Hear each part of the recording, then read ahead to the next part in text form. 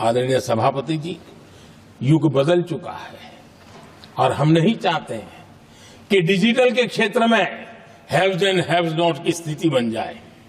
देश के लिए समान रूप से, और इसलिए दुनिया के अंदर बड़े गर्व के साथ हम कहते हैं कि भारत का जो डिजिटल इंडिया की जो सक्सेस स्टोरी है, उसका एक कारण है हमने टेक्नोलॉजी को डेमोक्रेटाइज करने का प्रयास किया है और उसी का भाग है ये हमारे संविधान निर्माताओं ने हमें दिशा दिखाई है कि हमने ऑप्टिकल फाइबर हिंदुस्तान की हर पंचायतों तक ले जाने का प्रयास किया है ताकि भारत की एकता को मजबूती देने में हमें ताकत मिले।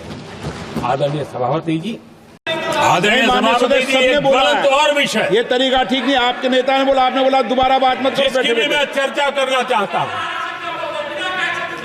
और वो ज्वलंत विषय समान नागरिक संहिता, यूनिफॉर्म सिविल कोड। ये विषय भी संविधान सभा के ध्यान बाहर नहीं था। संविधान सभा ने यूनिफॉर्म सिविल कोड को लेकर के लंबी चर्चा की, गहन चर्चा की और उन्होंने बहस के बाद निर्णय किया कि अच्छा होगा कि जो भी सरकार चुन करके आए वो उसका निर्णय करे और देश में यूनिफॉर्म सिविल कोड लागू करे। ये संविधान सभा का आदेश था और बाबा साहब आंबेडकर ने कहा था, जो लोग संविधान को समझते नहीं है, देश को समझते नहीं है, सत्ता भूख सेवा कुछ पड़ा नहीं है, उनको पता नहीं है बाबा साहब ने क्या कहा था। बाबा साहब ने कहा था धार्मिक आधार पर बने, ये मैं बाबा साहब की बात कर रहा हूं, इतना वीडियो कट करके घुमाना मत। आदरणीय सभापति जी, बाबा साहब ने कहा था धार्मिक आधार पर बने पर्सनल लॉ को खत्म करने की बाबा साहब ने जोरदार वकालत की थी। उस समय के सदस्य के.एम. मुंशी जी ने कहा था समान नागरिक संहिता को राष्ट्र की एकता और आधुनिकता के लिए अनिवार्य बताया था। कमा मुंशी जी ने। सुप्रीम कोर्ट ने भी कई बार कहा है कि देश में यूनिफॉर्म सिविल कोड जल्द से जल्द लाना चाहिए। सरकारों को आदेश दिए हैं सुप्रीम कोर्ट ने और उसी संविधान की भावना को ध्यान में रखते हुए, संविधान निर्माताओं की भावनाओं को ध्यान में रखते हुए हम पूरी ताकत से लगे हुए हैं सेक्युलर सिविल कोड के लिए। और आज कांग्रेस के लोग संविधान निर्माताओं की भावना का भी, सुप्रीम कोर्ट की भावना का भी अनादर कर रहे हैं क्योंकि उनकी राजनीति को सूट नहीं करता है। उनके लिए संविधान वो पवित्र ग्रंथ नहीं है, उनके लिए एक हथियार है राजनीति का। खेल खेलने का हथियार बना दिया। भारत जैसे देश की एकता और अखंडता के लिए धर्म के, संप्रदाय के आधार पर आरक्षण नहीं हो सकता है। सुविचारित मत था, ऐसा नहीं कि भूल गए थे, रह गया था।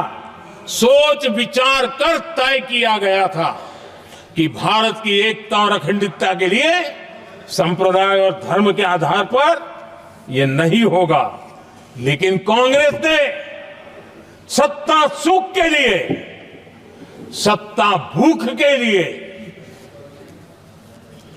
अपनी वोट बैंक को खुश करने के लिए धर्म के आधार पर आरक्षण का नया खेल खेला है जो संविधान की भावना के खिलाफ है।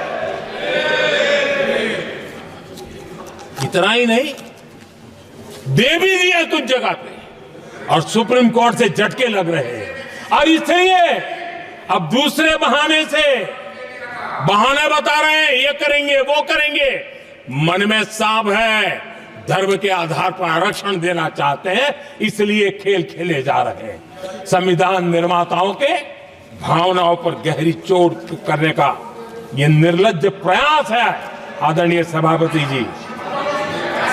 आदरणीय सभापति जी, हमारे कांग्रेस के साथियों को एक शब्द बहुत प्रिय है। मैं आज उस शब्द का उपयोग करना चाहता हूं और उनका सबसे प्रिय शब्द जिसके बिना वो जी नहीं सकते वो शब्द है जुमला। कांग्रेस के हमारे साथी उनको दिन रात जुमला, लेकिन इस देश को पता है हिंदुस्तान में अगर सबसे बड़ा जुमला कोई था और वो 4 पीढ़ी ने चलाया, वो जुमला था गरीबी हटाओ। ये ऐसा जुमला था, ये गरीबी हटाओ ऐसा जुमला था।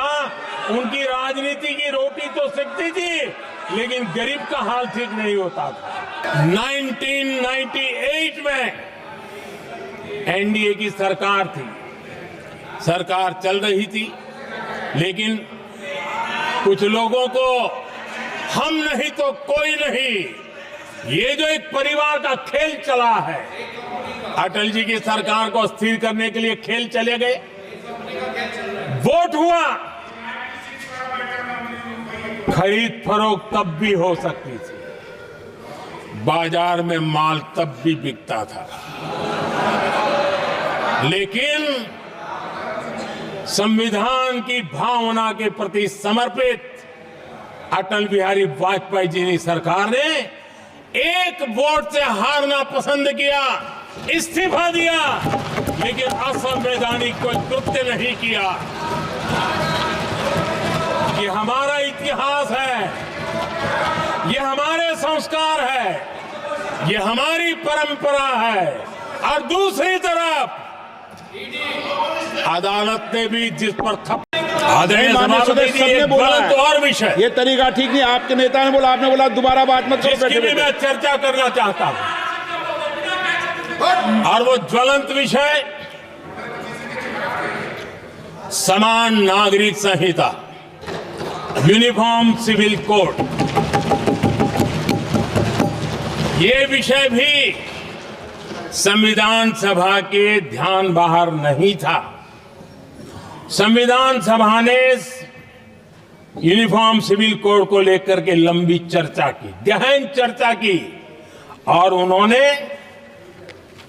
बहस के बाद निर्णय किया कि अच्छा होगा कि जो भी सरकार चुन करके आए